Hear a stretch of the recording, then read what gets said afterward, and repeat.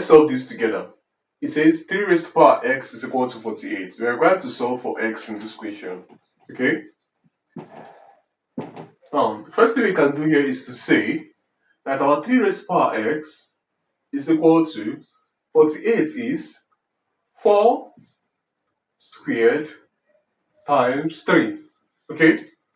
And this can be written as 2 raised to the power 2 raised to the power of 2 multiplied by 3 to be equal to 3 raised to the power x.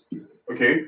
Now 3 raised to the power x will now become equal to 2 raised to the power 4 multiplied by 3. Let's take the logarithm of both sides.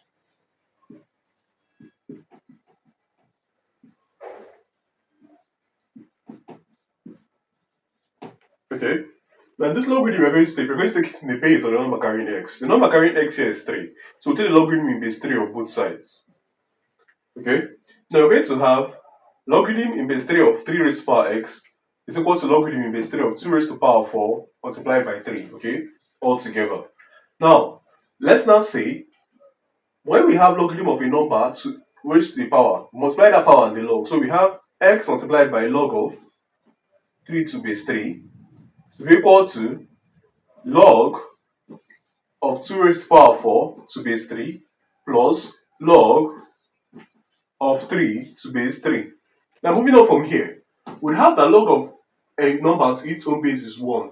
1 times x is x to be equal to 4 multiplied by log of 2 to base 3 plus log of 3 to its own base is 1.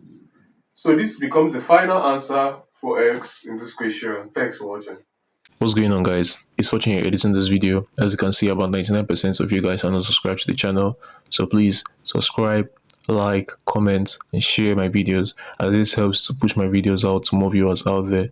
The more you subscribe, the more viewers can see my videos, the more we grow in this community.